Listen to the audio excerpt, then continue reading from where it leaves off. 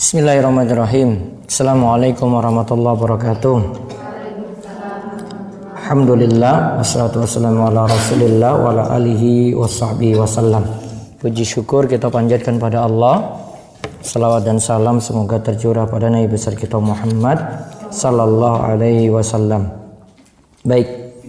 Sore ini kita lanjut kembali pembahasan buku berhaji, My Bucket List berhaji. Terakhir kita bahas rukun haji, kalian wajib haji. Sampai larangan ya. Sekarang pembuka pintu rizki agar bisa segera berhaji.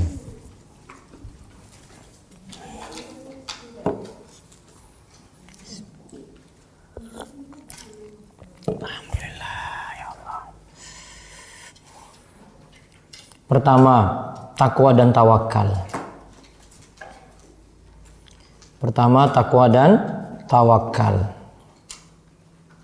Allah berfirman, "Wa may yattaqillaha yaj'al lahu makhraja wa yarzuqhu min haitsu la yahtasib. Wa may yatawakkal 'ala Allahi fa huwa hasbuh. Innallaha balighu amri qad ja'alallahu likulli syai'in qadara." Siapa saja bertakwa kepada Allah, niscaya Allah akan mengadakan baginya jalan keluar dan memberinya rizki dari arah yang tiada disangka-sangkanya. Barang siapa yang bertawakal kepada Allah, niscaya Allah akan mencukupkannya.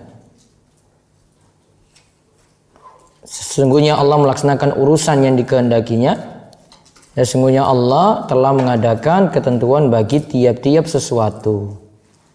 Berarti takwa dan tawakal lebih mudahkan lagi orang itu terbuka pintu rizki, termasuk menyelesaikan masalah utang, termasuk menyelesaikan masalah-masalah yang lainnya. Tadi faedah takwa itu dapati jalan keluar, terus tawakal dapat rizki dari jalan yang tidak disangka-sangka. Ya, kalau tawakal tadi akan diberi kecukupan, takwa diberikan jalan keluar dari jalan tidak disangka-sangka, tawakal itu akan diberi kecukupan. Ya, takwa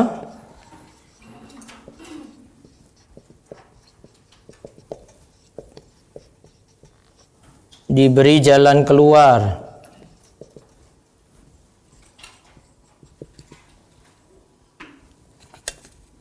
Diberi jalan keluar yang tidak disangka-sangka.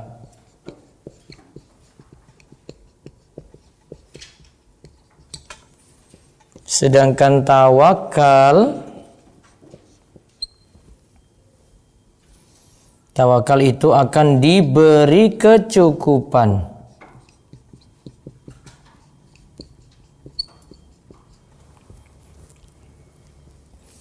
Akan diberi kecukupan.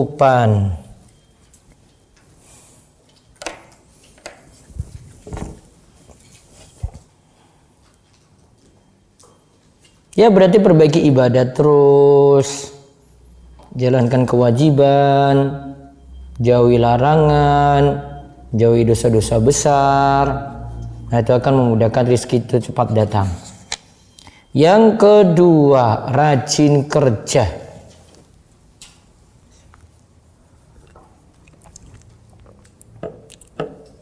Rajin kerja. Ini seperti hadis dalam Jami'ul Ulum wal Hikam hadis ke-49. Ada itu kajiannya di Rumeso TV. Law annakum tawakkaluna 'ala Allahi haqqa tawakkulihi la ruziktum kama turzaqu tayru taqdu khimasan wa taruhu bitana. Seandainya kalian itu tawakkalun, mau bertawakal Allah kepada Allah dengan sebenar-benarnya tawakal, la ruziktum, kalian akan diberi rizki. Oleh siapa? Oleh Allah. Allah akan berikan kepada kalian rizki. Kama turzaqut tayru, sebagaimana burung diberi rizki oleh Allah. Tagdu khimasan. Burung itu pergi pagi dalam keadaan lapar, perut kosong. Wa taruhu bitana, dan kembali sore dalam keadaan perut kenyang. Burung juga kerja. Burung itu kerja biar dapat rezeki. Maka orang lainnya juga, kita juga mesti kerja biar dapat rezeki. Jadi nggak bisa coba nongkrong di rumah saja ngeteh gitu, ngopi. Ya, nanti tunggu rezeki datang sendiri gitu, nggak bisa, kerja sebisa mungkin. Ada kelebihan dari kebutuhan, simpan, nabung, membeli itu sesuai dengan kebutuhan gitu, dan seterusnya. Jadi jangan bukan hanya untuk bergaya, ngejar orang, itu enggak. Kerja, kemudian dia banyak-banyak nabung untuk itu. Terus ketiga, istiqomah pada ajaran syariat. Seperti dalam surat Al-Jin disebutkan, wa allaw istaqamu ala tariqatil asqainahum ma'an ghadaqa linaftinahum fi wa may yu'rid an dzikri rabbih yaslukhu adzaban sa'ada. Jikalau mereka tak berjalan lurus, istiqomah di atas jalan itu. Istiqomah berarti lurus terus nggak nyimpang. Benar-benar kami akan memberi mereka itu minum. Mereka diberi air yang segar, yaitu rezeki yang banyak. Di antara bentuk rezeki itu hujan. Linaftinahum fi, untuk kami beri cobaan kepada mereka. Jadi diberi rezeki tadi juga cobaan pada mereka. Wa may yu'rid an dzikri rabbih, siapa yang berpaling dari peringatan Rabb-nya, yaslukhu adzaban sa'ada, niscaya akan dimasukkannya ke dalam azab yang amat berat. Jadi yang ketiga, istiqomah. Terus yang keempat, perbanyak istighfar. Ini sifatnya umum, bisa ba'da sholat, bisa baca istighfar ketika pagi hari, sayyidul istighfar, bisa baca astagfirullah 100 kali dalam sehari, dan seterusnya. Di sini di antara dalilnya surat Nuh ayat 10 sampai 12. Faqultu astaghfiru rabbakum innahu kana ghaffara yursilis samaa'a 'alaikum midrara wa yumdidkum bi amwali wa banina wa yaj'al lakum jannat wa yaj'al lakum anhara. Maka aku katakan kepada mereka, mohonlah ampun. Mohonlah ampun kepada Rabb-mu. Sesungguhnya Dia adalah Maha Pengampun. Niscaya Allah akan mengirimkan hujan. Hujan turun, hujan lebat turun. Membanyakan harta, hartanya tambah banyak. Anak-anak akan diberikan keturunan. Terus diberikan kebun-kebun. Dan diberikan sungai-sungai. Terus yang berikutnya lagi. Ada tadi ya, dengan istighfar. Disuruh apa? Minta ampun, berarti istighfar nih. Hujan turun, diberi harta, diberi keturunan, diberi kebun yang subur dengan sungai-sungai. Terus yang kelima, rajin silaturahim. Siapa yang belum dapat buku? Kemarin ada. Kemarin ada kan di sini? Sudah. Rajin silaturahim. Kata Nabi SAW, man sarrahu ayyubsata lahu fi rizkihi wa ayun sa'alahu fi atharihi falyusil rahimah. Siapa yang suka dilapangkan rizkinya, dipanjangkan umurnya, hendaklah dia menyambung silaturahim. Kata Imam Nawawi, dilapangkan rizki di sini adalah diluaskan. diperbanyak. Bisa juga maksudnya Allah berkahi rizkinya.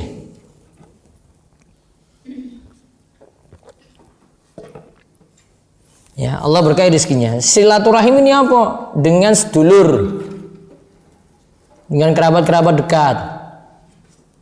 Kalau cuma tetangganya saja, sedulurnya itu, nah sudah itu nyambung dengan itu tuh.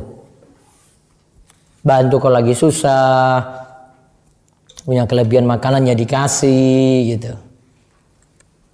Jalin hubungan yang baik, jangan sampai bentrok, jangan sama sedulur malah tengkar, tukaran. Itu dijaga hubungan. Terus yang keenam, memperbanyak sedekah. Tidak ada yang dikeluarkan, Allah akan mudahkan juga pintu rezeki. Qul inna rabbi yabsutu rizqa.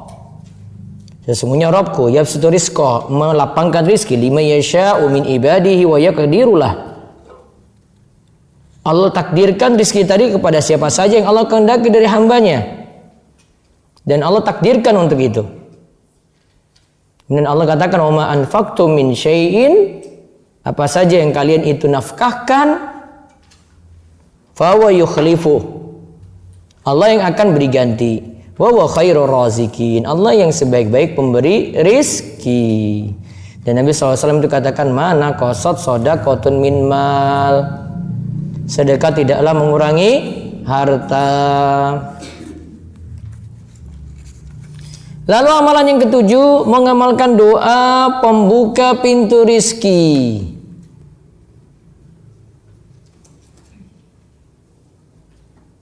Yang ketujuh, mengamalkan doa pembuka pintu rizki. Ini sudah pada hafal nih, nomor 1.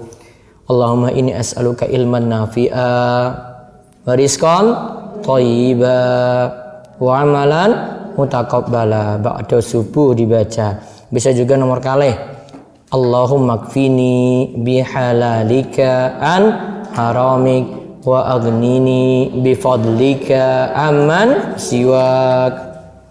Bisa juga nomor 3. Allahumma gfirli warhamni wahdini wa'afini warzuqni. Bisa juga nomor sekawan. Allahumma aksir mali wa waladi wa barik li fima a'taitani wa atil hayati ala ta'atik wa ahsin amali waghfirli.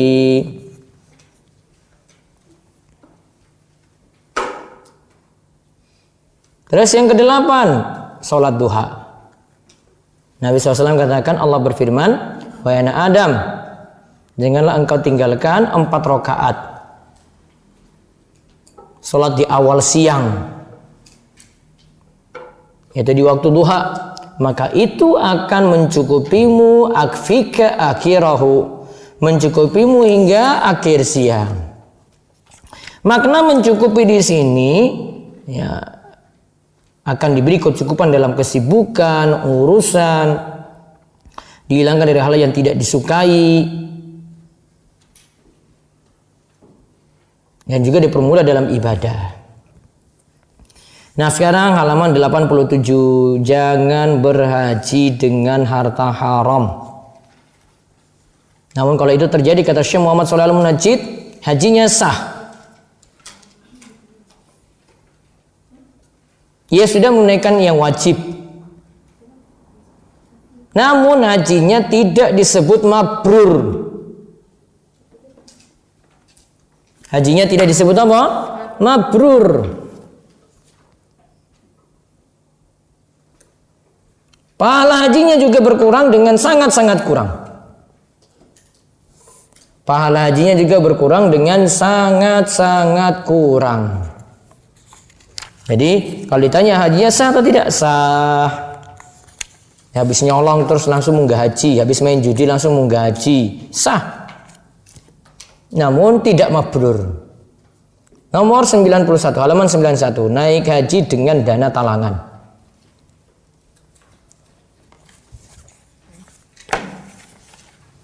Apa dana talangan? Apa ibu-ibu? Arisan apa toh? Ini Ibu A gitu. Arab munggah haji.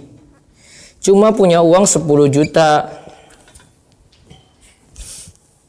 Sedangkan dibutuhkan 35 juta untuk dapat porsi misalnya. 25 juta. Dapat porsi. Dapat seat, kursi.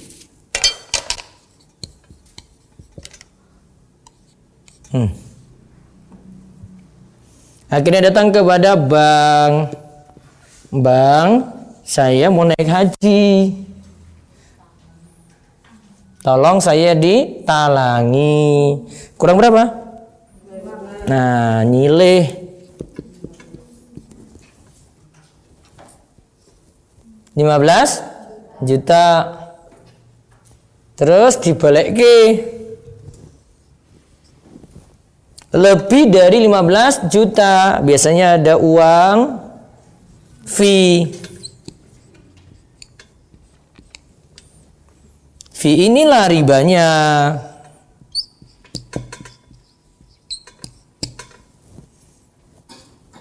Tergantung dia pinjam berapa. Makin besar, misalnya cuma punya modal 5 juta, berarti ini jadi 20 juta. Makin besar lagi fee-nya yang diminta oleh bank. Fee-nya itu riba.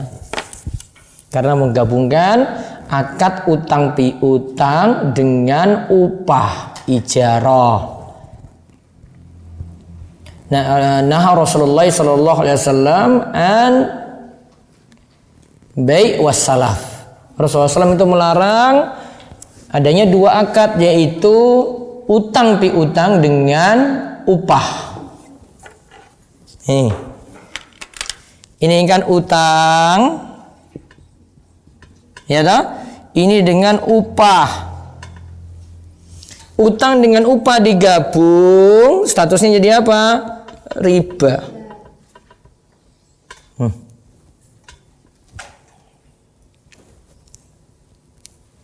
Sama misalnya lagi pinjam uang di rombongan. Ya aku ngerti dewe nih. Dibolek ke si Yuto tambah 100. Apa itu? Fee. Ya, silakan fee aja, nggak usah bilang bunga gitu ya, fee. Ya fee-nya juga sama, riba. Jadi ketika pinjam dengan dana talangan haji terus munggah haji, dia nempuh riba dulu. Hajinya bagaimana? Sah namun tidak mabrur. Hajinya apa? Sah namun tidak mabrur. Jadi dengan dana talangan tadi, hajinya sah namun tidak mabrur.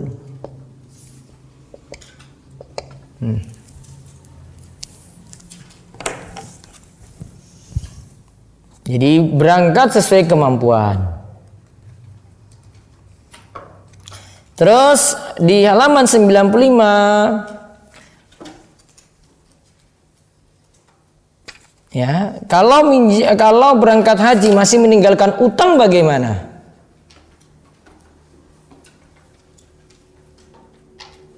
Di sini para ulama katakan jika berutang tadi mampu untuk dilunasi ditambah ia masih memiliki nafkah untuk berangkat haji dan ia tidak terasa berat untuk melunasinya, atau ia berhaji dan diizinkan dan diridai oleh orang yang memberi utangan. Jadi ada yang kita punya utang pada orang lain harus kita bayar, tapi dia bilang sudahlah kamu berangkat haji saja nggak masalah. Besok nanti berhaji nanti dilunasi. Nyaur utang tadi, ya sudah nggak masalah. Berarti masih diberikan tenggang waktu. Terus yang ke-99, berangkat haji tanpa mahram. Misalnya pergi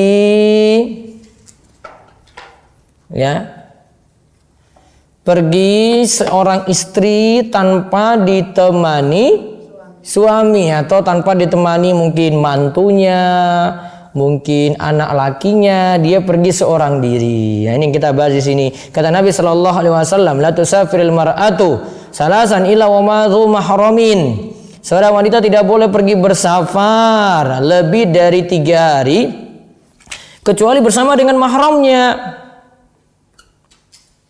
Juga ada hadis yang membicarakan tentang haji langsung. Di sini disebutkan,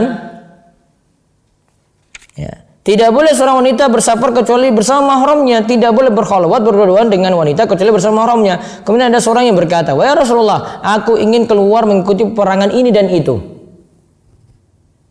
Kemudian namun istriku ingin pergi haji. Nabi katakan, "Ukhruj ma'aha." Lebih baik engkau berhaji bersama istrimu daripada pergi perang. Berarti suruh menemani istri. Jadi ini jadi dalil kalau mau pergi haji barengan dengan mahramnya. Kan bisa selain suami, kalau suaminya sudah pergi bisa dengan anak mantunya. Kalau sudah pergi juga bisa dengan anak lakinya. Ada laki-laki yang temani dari keluarganya. Dia masih mahram. Kemudian halaman 103, ikhlas untuk berhaji itu penting. Intinya bahasan ini, jangan sampai pergi berhaji cuma untuk dapat gelar. Ya, cuma untuk dapat apa? Gelar. Cuma dapat nanti tulisannya di depan Kiai Haji Sopong. Opo haji, hajah. Orang ditulis malah muring-muring. Itu mboten ikhlas. Coba lihat Allah Subhanahu wa taala katakan Al-Kahfi ayat terakhir. Faman kana yarju liqa'a rabbih falyamal amalan sholihan wa la yusyrik bi ibadati rabbih ahada.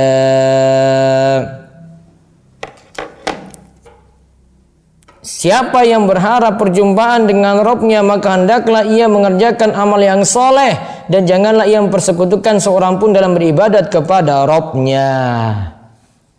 Imam Al-Ghazali katakan, yang tercela adalah apabila seorang itu mencari pujian, namun jika ia dipuji karena karunia Allah tanpa ia cari-cari, maka itu tidaklah tercela. Karena orang tahu dia itu sudah naik haji dipanggil Pak Haji, dia nggak incar-incar kayak gitu, ya, maka tidak ada masalah. Ya, masalah itu kalau dia ingin cari gelar, ingin disebut Pak Haji.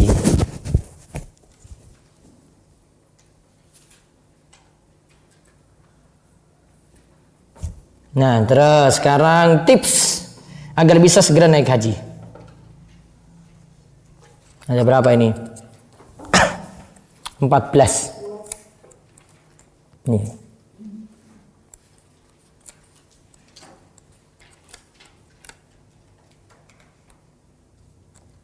Ya, lihat, 1, bertekad atau punya keinginan kuat untuk segera berhaji. Jadikan sebagai bucket list, rencana utama dalam hidup kita. Gitu. Harusnya sudah disisihkan itu jadi target. Kayak orang itu kalau main bal-balan, nah target saya gol gitu. Pokoknya menang. Menangnya apa? Golin. Yang kedua, bekali diri dengan ilmu tentang berhaji dari sekarang, biar termotivasi. Yang ketiga, sekarang mulai memperbaiki amalan wajib dan menambah amalan sunnah. Wajibnya dijaga terus. Yang sunnah-sunnah ditambah, tahajud, duha ditambah. Ada amalan sunnah seperti zikir, panggilan petang, nah itu ditambah. Yang keempat, menabung dari sekarang.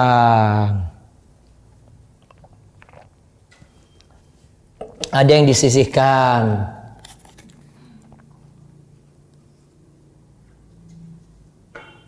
Yang kelima, mengurangi pengeluaran yang tidak penting,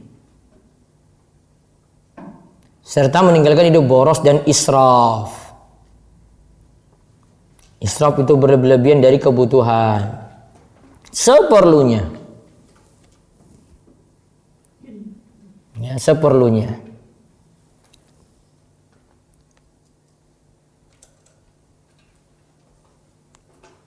Saya mau punya kendaraan, sudah sebutuhnya saya gitu. Jangan pakai target, nanti saya mau punya mobil dulu, Land Cruiser 1M dulu baru saya pergi berhaji. Oh, enggak. Itu sudah target lebih itu. Pakai target standar biasa dulu. Ya. Kurangi israf, berlebih-lebihan. Kemudian yang keenam, bersihkan harta dari harta yang haram. Karena ada penghasilan hasil judi, korupsi, riba, nah itu dibersihkan. Biar nanti dimudahkan, karena dituntut tadi seperti kita bahas, berhaji itu dengan harta halal. Yang ketujuh, minta restu orang tua, biar ada yang beri dukungan. Namun ingat, anak itu nggak mesti hajikan orang tua. Anak itu punya kewajiban untuk dirinya dulu gitu. Ustaz, saya mau hajikan orang tua saya dulu. Jangan, nanti kamu nggak naik-naik haji. Kalau orang tua nggak mampu, ya nggak dipaksa. Anak yang dipaksa ketika itu. Orang tua nanti kalau ketika dia punya kemampuan gitu. Sama mau umrohkan, umroh dulu gitu. Nggak harus umrohkan orang tua punya kewajiban sendiri nantinya. Jadi rezekinya masing-masing. Terus yang kedelapan, jika telah mampu bisa segera daftarkan haji reguler atau haji plus.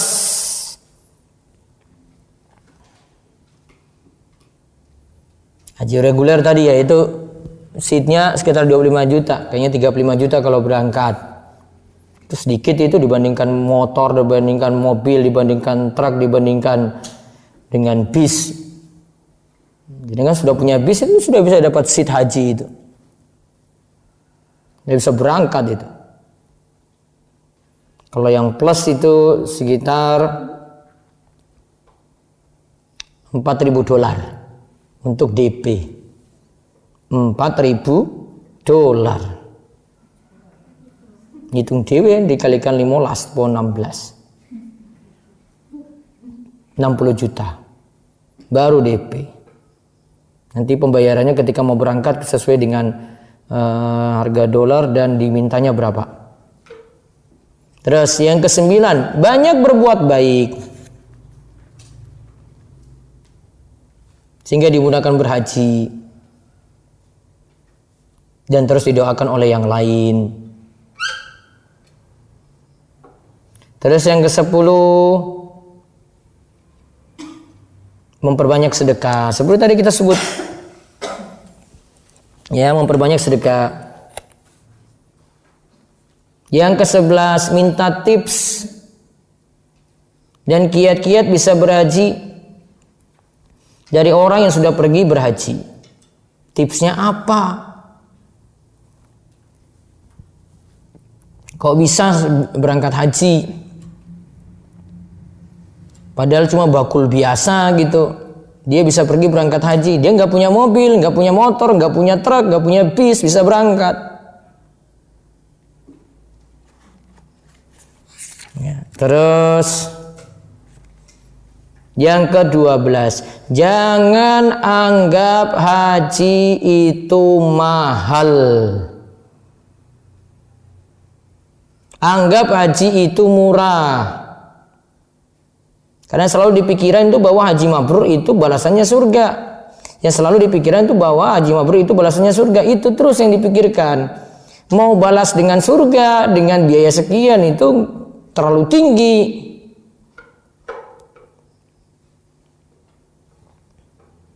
Itu. Jadi jangan anggap haji itu mahal. Nah, kalau pikirannya seperti ini, nomor 12, berarti siapapun tuh bisa pergi berhaji. Jangan pakai standar, saya bukan pegawai negeri, saya itu punya usaha pas-pasan. Ada orang-orang biasa saja bisa pergi haji, nggak syaratnya itu harus PNS, enggak. Ya. Jadi nggak pakai syarat itu. Kalau orang-orang sini nggak nganggap seperti itu, dia bukan target mau nabung untuk haji, ada tujuan lain. Kalau dengan kita sudah bahas kemarin, dengan berhaji itu kan buka pintu rezeki lagi. Ya. Jadi semua bisa berhaji gitu. Jangan tunggu sepuh dulu nanti 60-an tahun baru pergi haji. Orang 60 tahun saya masih nunggu 20 tahun lagi. 30 tahun lagi gitu, belum tentu bisa berangkat. Yang ke-13, jangan mudah percaya pada travel yang menjanjikan berangkat segera. Nanti kalau kamu bayar sekarang berangkat tahun ini loh. Namun hanya sekedar janji belaka. Dia belum pernah berangkatkan orang, dia baru coba-coba. Baiknya tetap menempuh jalur haji resmi lewat travel yang terpercaya. Terus banyak-banyak berdoa, Allahumma la sahla illa ma ja'altahu sahla wa anta taj'alul hazna idza syi'ta sahla. Tuh, itu 14 kiat itu sudah punya ancang-ancang dari sekarang. 14 kiat tadi ditempuh biar bisa segera berhaji. Semuanya bisa, warga warak pun bisa. Ya, bukan hanya tokoh-tokoh saja itu, bukan. Bukan kalau sudah jadi PNS saja itu, bukan. Bukan secara ubanan baru mikiran baru berhaji, enggak. Dari nol sudah mikir-mikir tuh. Terus kapan lagi kalau mau mikir? 30 tahun berarti kalau mau berangkat haji umur 50 ya dari 20 tahun berarti. Barabi langsung daftar ngono loh. Kan bisa. Terus halaman 111. Belum bisa berhaji, berumrohlah dulu. Kenapa umroh dulu? Biar jadi semangat kalau sudah lihat Mekah. Karena kalau belum lihat Mekah belum tahu. Umroh dulu.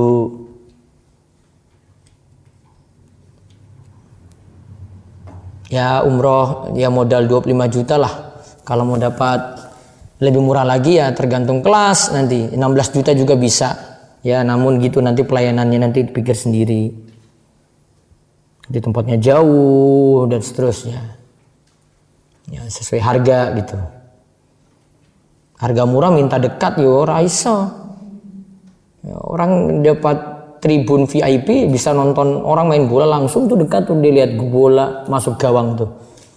Kalau dia bayarnya tribun bagian atas ya sudah dapat atas sana, yang murah dapat atas gitu, lihatnya jauh.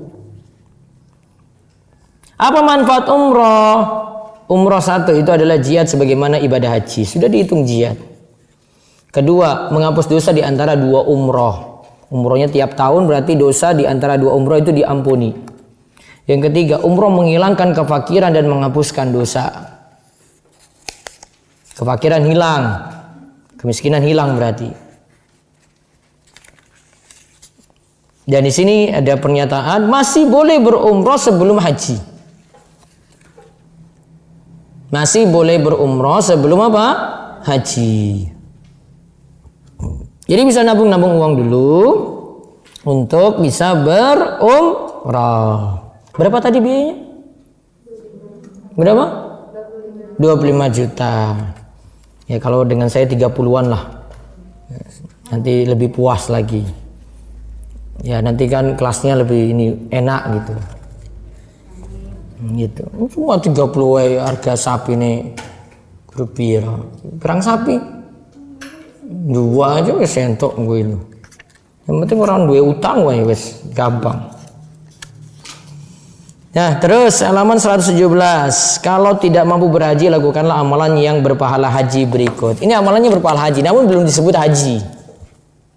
Cuma pahalanya sama dengan pahala apa? Haji. Satu, selamat sholat 5 waktu berjamaah di masjid untuk laki-laki. Sholat 5 waktu berjamaah di mana? Masjid. Untuk siapa? Laki-laki. Karena Nabi SAW katakan, siapa yang berjalan menuju sholat wajib berjamaah, maka ia seperti berhaji. Siapa yang berjalan menuju sholat sunnah, maka ia seperti melakukan umroh yang sunnah. Kemudian yang kedua, melakukan sholat isyraq.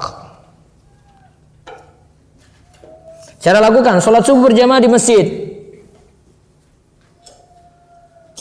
Lalu berdiam untuk berzikir dan melakukan kegiatan yang manfaat. Diam di situ. Angel lagi kalau dua anak kepiara mandek di situ coba. Bisa, Bu?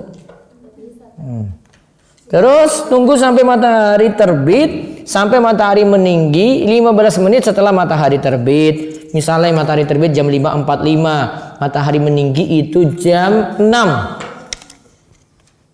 Nah, lakukan sholat isyraq. Berapa rakaat tadi? 2 rakaat. Pahalanya apa? Hajjan wa umrotan tammatan. Mendapatkan pahala haji dan umroh yang sempurna dan sempurna. Terus yang ketiga, menghadiri majelis ilmu di masjid. Man goda ilal masjid, siapa pergi ke masjid, la yuridu illa ayata'allama khairah. Tujuannya untuk mau belajar kebaikan-kebaikan, atau yu'allimuhu, atau dia mengajarkan kebaikan, kana lahu ka ajri hajjin tamman hajjatuhu, maka dia mendapatkan pahala haji atau umroh yang sempurna. Berarti ngaji, datangi majelis ilmu.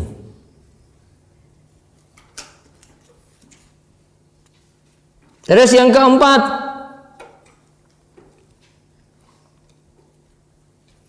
membaca tasbih, tahmid, dan takbir setelah apa? Sholat. Dari Abu Hurairah radhiyallahu anhu, ia berkata, ja'al fuqara ila Nabi sallallahu alaihi wasallam. Ada orang-orang miskin datang pada Nabi sallallahu alaihi wasallam. Faqalu, mereka berkata, dzaba ahlu dusur minal amwal bid darajatil ula wan naimil mukim. Ada orang-orang kaya itu datang dengan harta, pahala yang melimpah. Mereka sholat sebagaimana kami sholat, mereka puasa sebagaimana kami puasa. Namun mereka punya kelebihan harta sehingga bisa berhaji. Mereka punya kelebihan harta, bisa berhaji, bisa berumrah. Yahujuna biha wa yatamiruna wa yujahiduna wa yatasaddaqun. Mereka bisa berhaji, berumrah, berjihad, bersedekah. Kemudian dikatakan, Allah haditsukum bi amrin in akhadtum bihi adraktum man sabaqakum wa lam yudrikkum ahadun ba'dakum. Wa kuntum khairan man antum baina dhahranain illa man amila mislahu tusabbihun wa tahmadun wa tukabbirun khalfa kulli salatin salasin wa salasin. Ini kata Nabi SAW, solusinya apa? Maka kalian aku ajarkan suatu amalan yang dengan amalan tersebut kalian akan mengejar orang yang mendahului kalian dan dengannya terdapat terdepan dari orang yang setelah kalian. Dan tidak ada seorang pun yang lebih utama daripada kalian kecuali orang yang melakukan hal yang sama. Disuruh apa? Bertasbih, ucapkan subhanallah. Bertahmid, ucapkan alhamdulillah. Bertakbir, ucapkan Allahu akbar. Berarti baca subhanallah, alhamdulillah, Allahu akbar setiap akhir sholat masing-masing sebanyak 33 kali, maka bisa mengalahkan orang yang berhaji tadi. Apalagi kalau diulang-ulang tiap kali sholat. Terus yang kelima, umroh di bulan Ramadan. Umroh di bulan apa? Ramadan. Karena Nabi SAW itu katakan, umroh di bulan Ramadan seperti haji bersamaku. Terus yang keenam, berbakti pada orang tua. Orang tua masih hidup, berbakti padanya, pahalanya sama seperti pahala haji. Karena Nabi SAW itu pernah ada seorang mendatangi beliau, ia sangat ingin pergi berjihad bersama Nabi, namun masih ada orang tuanya masih hidup, ibunya masih hidup. Nabi katakan, bertakwalah pada Allah dengan berbuat baik pada ibumu. Jika engkau berbuat baik padanya, maka statusnya adalah seperti berhaji, berumroh, dan berjihad.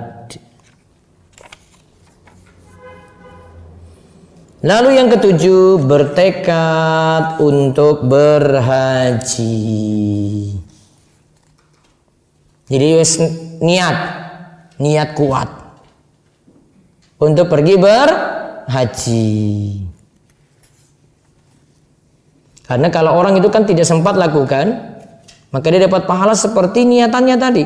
Kalau dia itu punya penghalang, dia sudah bayar nih sekarang, sudah daftar, orang sudah mangkat, maka pahala haji sudah dia dapat. Ya, pahala haji sudah orang itu dapat. Sebagaimana ada hadis di halaman 134, "Idza maridal 'abdu aw safara kutiba lahu mislu ma kana ya'malu muqiman sahihan." Jika salah seorang antara kalian itu sakit atau bersafar, maka ia dicatat mendapat pahala seperti ketika ia dalam keadaan mukim, tidak bersafar, atau ketika ia itu sehat. Wallahu a'lam bissawab. Mudah-mudahan tadi yang 14 tips bisa dilaksanakan dengan baik, biar bisa cepat naik haji. Ada pertanyaan?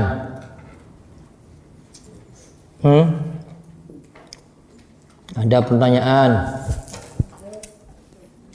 Ada? Kapan mau daftar? Ada? Ada pertanyaan, Boten? Burus? Boten? Nanti ikut bahasa Arab mulai Senin, kita rampungkan sampai Sabtu itu 7 hari. Sini selesai 6